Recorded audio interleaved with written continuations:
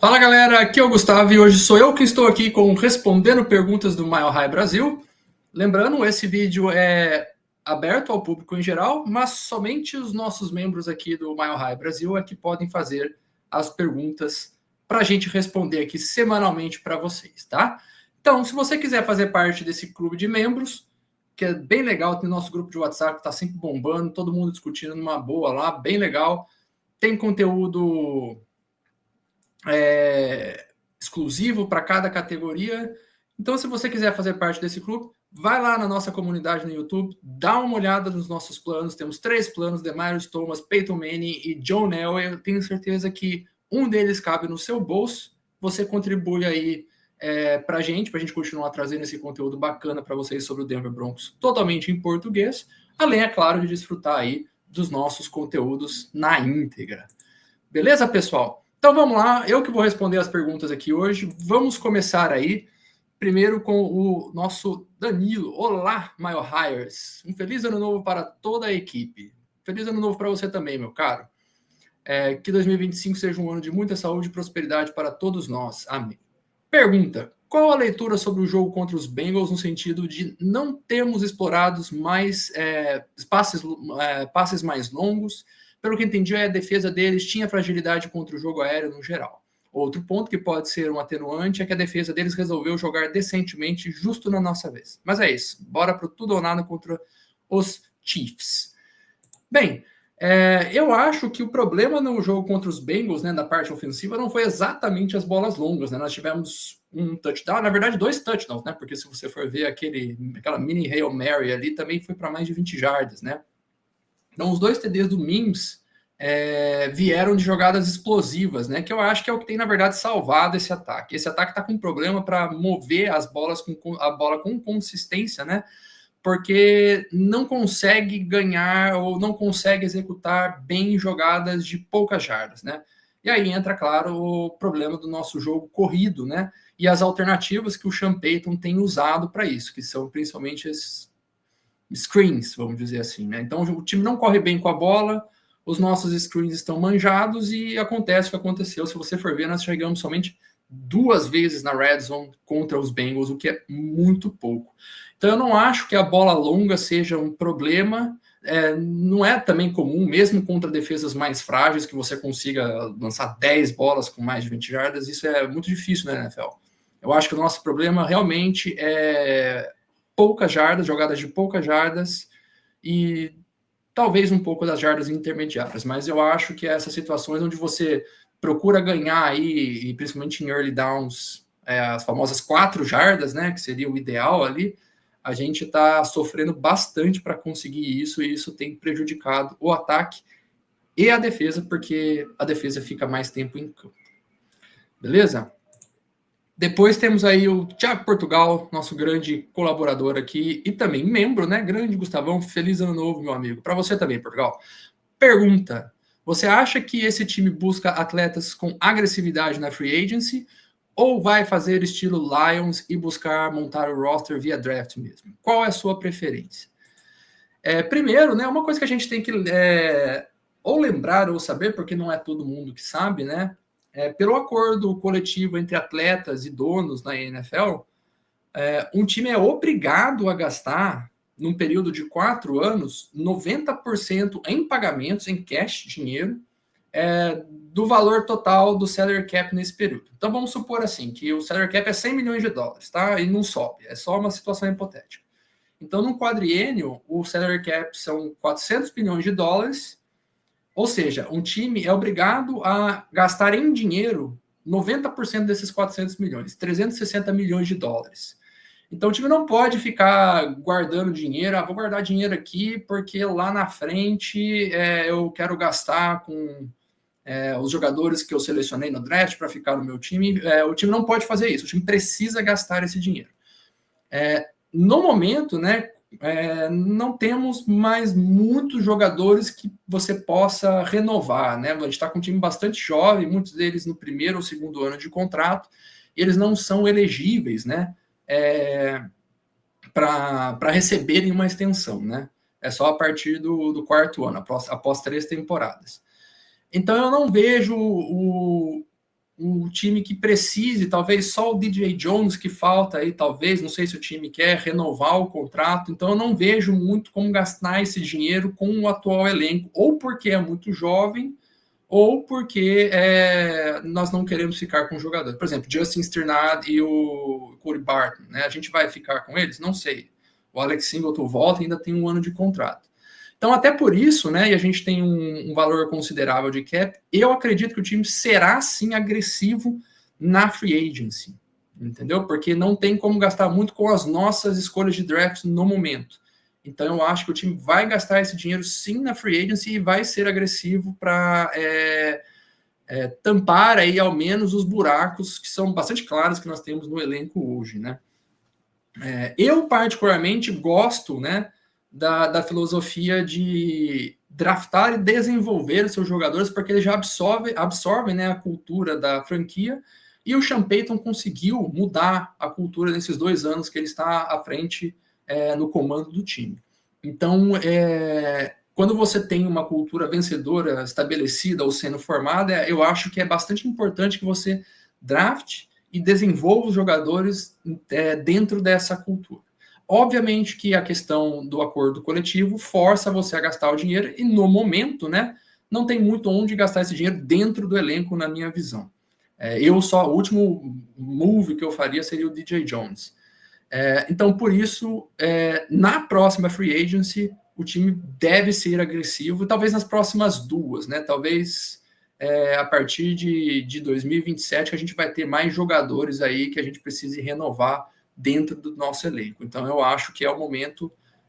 Não é minha preferência sempre é draft, mas eu acho que no momento, dadas as circunstâncias, vamos gastar sim dinheiro na free agency, ok? Então vamos lá para a próxima pergunta, né?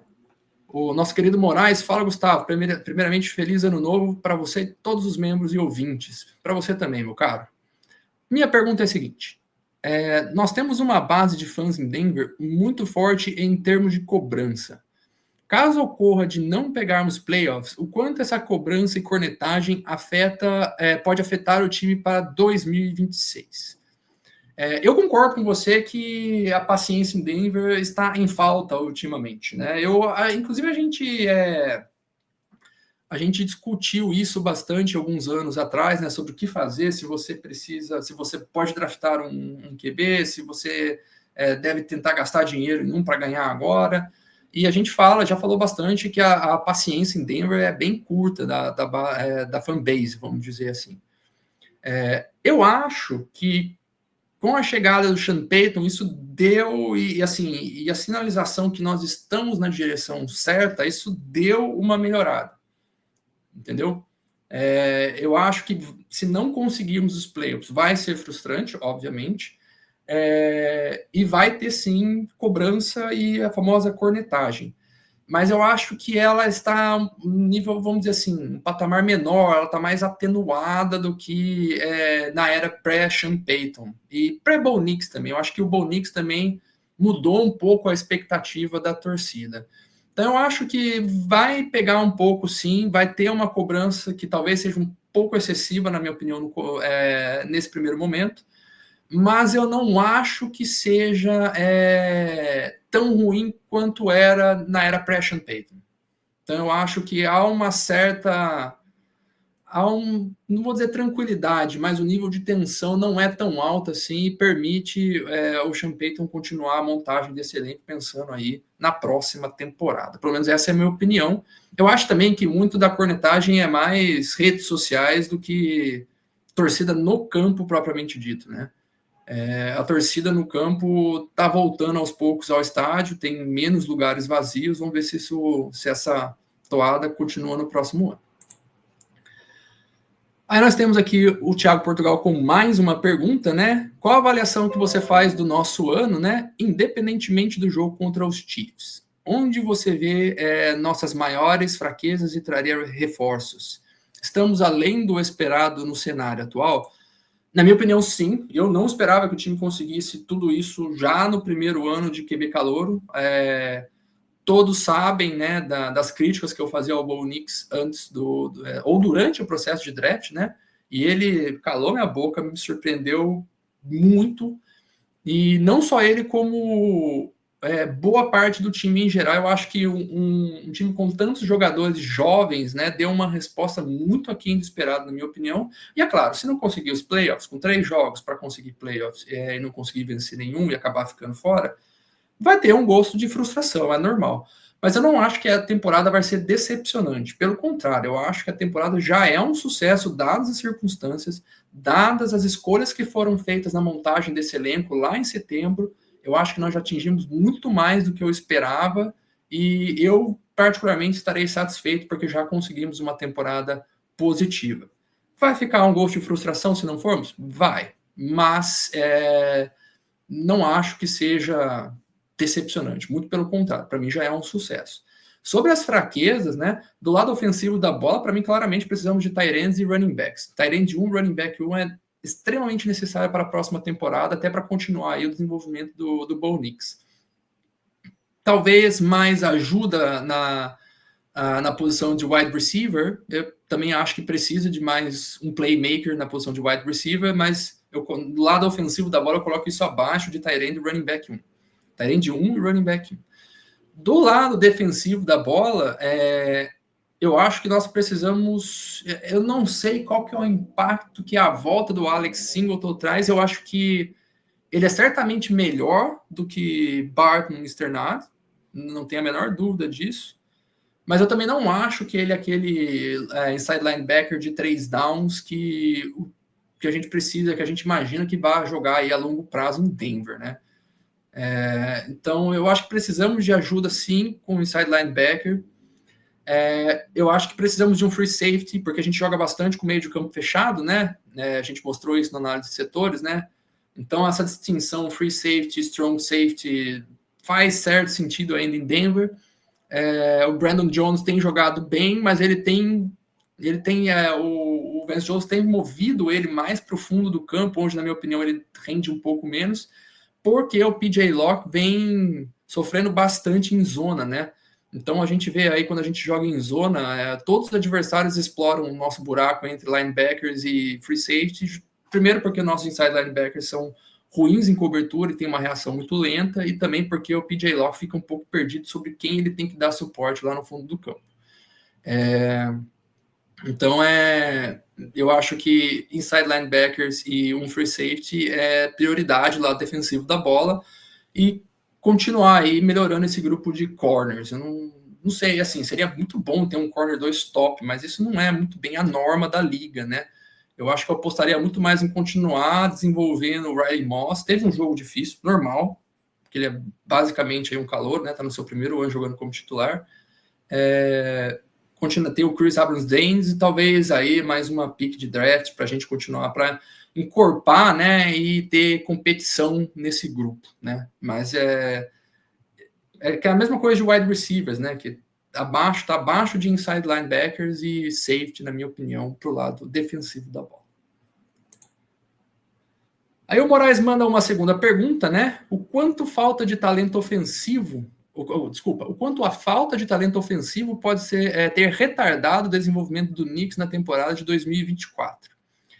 E lembrando, antes da temporada e durante alguns jogos, você reclamou diversas vezes do trabalho ruim dos pés do Knicks. Na sua avaliação, houve melhora nisso? Sim, houve melhora nisso. Uma das coisas mais difíceis de um QB, parece que não, né? Eu vejo o Tim Jenkins falando isso, que é um youtuber, e o próprio Brian Guzmán já falou algumas vezes pra gente aqui no canal, né?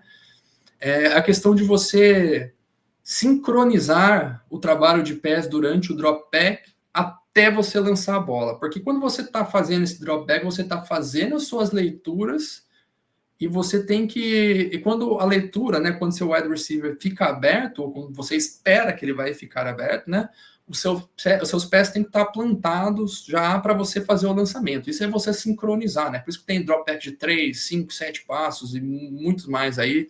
3, 5, 7 é uma simplificação bastante grande nisso. Nesse aspecto, o Bo Nix melhorou bastante, muito. Inclusive, eu acho que está muito bem nesse sentido, né?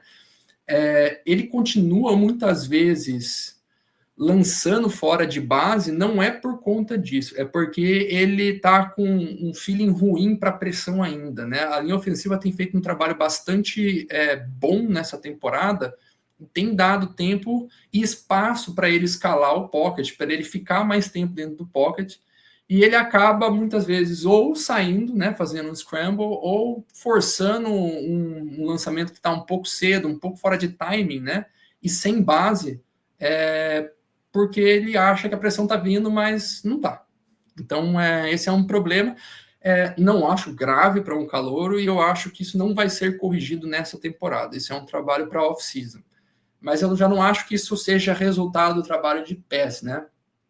Eu acho que isso é mais um resultado vamos dizer assim, do feeling dele sobre a pressão. A pressão, ele pode ficar mais tempo no pocket e fazer o lançamento com a base firmada. Ele não precisa fazer scramble e nem forçar passes fora de plataforma ou fora de plataforma, né, que é o que ele chama off-platform, por conta disso, entendeu? Mas eu acho que ele melhorou bastante nesse quesito. Inclusive é por isso que ninguém nota ou ninguém mais fala de força no braço dele, entendeu? Porque isso eu falei claramente durante o processo de draft. O problema dele nunca foi força no braço. O problema dele foi trabalho de pés e usar o torque, né, da cintura para baixo para ajudar no lançamento. E isso ele melhorou bastante. A gente está vendo aí passes longos, a bola voando 51 jardas até chegar no recebedor. Isso é fruto do trabalho de pés dele. Aí o nosso querido Luiz Gustavo, fala Gustavo e galera Mile High Brasil, feliz 2025 para você também. No início da temporada havia muitas críticas à execução dos fundamentos e jogadas do nosso ataque. Vemos Sean Payton insistindo em jogadas como toss e screens que sempre geram jardas negativas. Na sua visão, houve evolução nesse quesito ou o trabalho do Lombardi ainda deve ser conquistado? Abraço e vamos torcer muito contra os Chiefs no domingo. Só voltando um pouco à pergunta do Moraes, que eu esqueci, né? E aí já entra um pouco na execução, se a falta de talento ao redor atrapalhou um pouco o desenvolvimento do Bo Nix. De certa forma, sim, porque ele não tem um tight end confiável e o jogo corrido nosso, os running backs, estão jogando quase nada, né? Você tem um jogo aí, o Jalil McLaughlin consegue alguma coisa, de repente o Stime consegue alguma coisa no jogo, mas não tem consistência e a gente não consegue correr com a bola. Isso atrapalhou sim um pouco o desenvolvimento do Bo Nix, porque ele foi forçado a lançar muita bola e aí entra os lançamentos que deveria ter ficado mais no pocket, fora de plataforma, assim por diante. E isso entra nessa parte da execução também, né? Que a execução melhorou, assim, do começo do ano para cá, mas como a gente não tem uma diversidade tão grande assim de chamadas, pelo menos me parece isso, né? Força muito nesses toss e nesses screens que já estão manjados pelos adversários e a gente não consegue ganhar jarda com isso, entendeu? Eu já não acho que nem seja mais problema de... Tem um pouco de execução ainda, assim, porque a gente falta talento nessas posições, mas o grande problema aqui eu acho que é um pouco de estratégia e leque, né? Nosso time não consegue correr com a bola direito.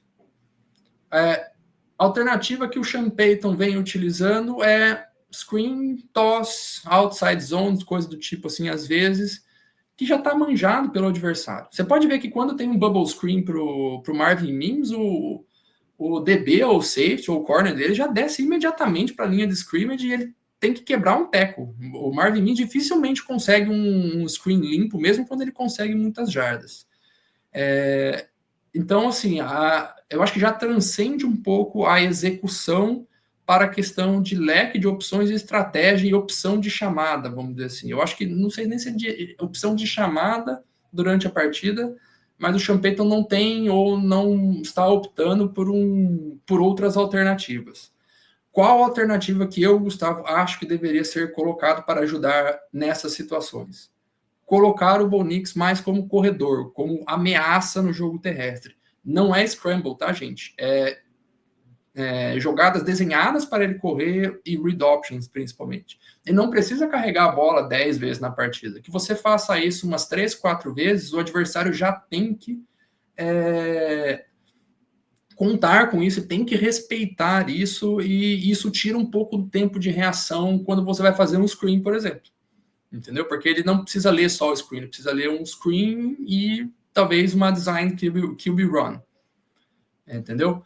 Então eu acho que o Sean Payton deveria colocar isso no leque de opções dele durante a partida para ajudar a destravar e melhorar, vamos dizer assim, o ganho de jardas nessas situações que a gente está culpando tudo como execução. Eu acho que é muito de tá manjado, sabe?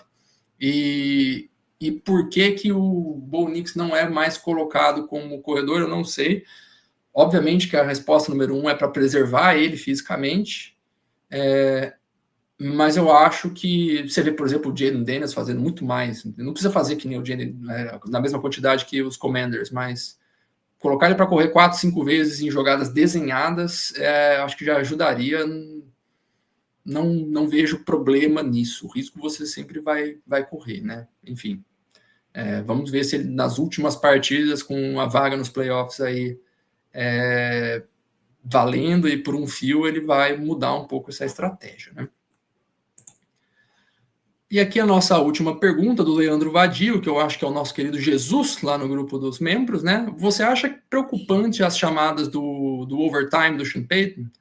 Teve 2 chances e não conseguiu ganhar 10 jardas. E não foi a primeira vez na temporada que ele faz isso em um final de jogo.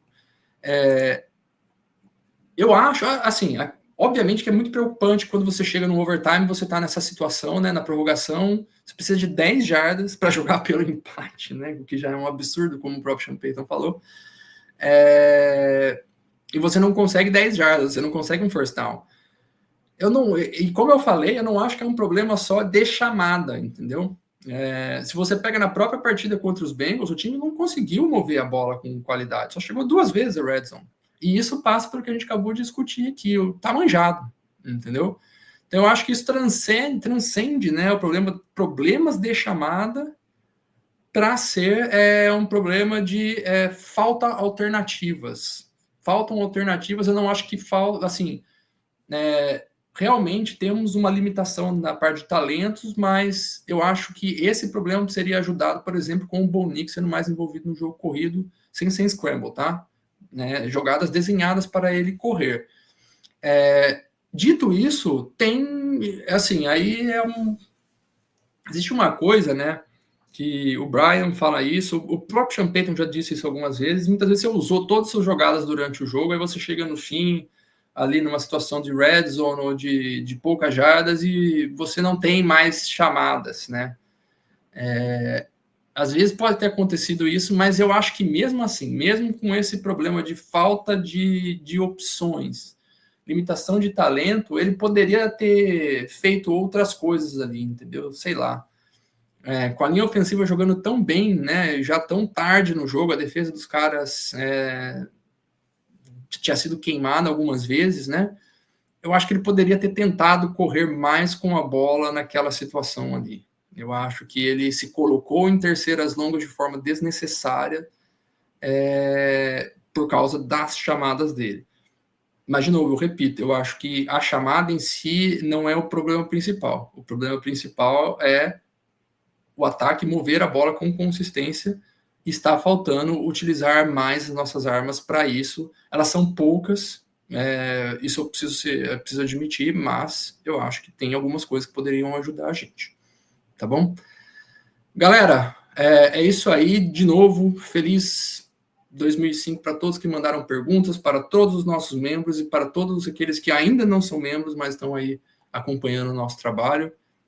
Um ótimo 2005, tudo de bom para vocês e que 2005 se inicie com uma vaga nos playoffs, porque eu acho que a torcida de Denver e o time, os jogadores em geral, têm deixado tudo em campo, mesmo com as limitações que eles têm, né? Eu acho que a torcida mais os jogadores merecem essa vaga nos playoffs. Vamos ver se confirma aí. Vamos jogar aí contra um mini Bangu dos Chiefs e eu espero que a gente consiga uma vitória em Denver. Galera, é isso aí. Lembrando também, né, antes de eu me despedir aqui, que o Mile High Brasil está em diversas redes sociais, você pode acompanhar a gente. Então, eu fico por aqui. Até a próxima. Fui.